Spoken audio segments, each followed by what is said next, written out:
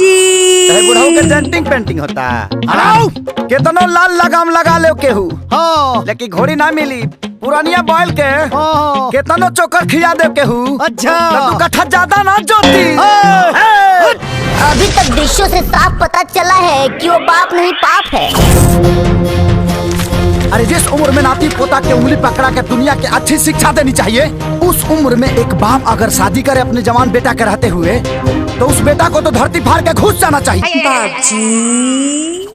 वो तो हर माटी के खाटी जवानी जियल मुश्किल करता है रानी। आज करे रोमांस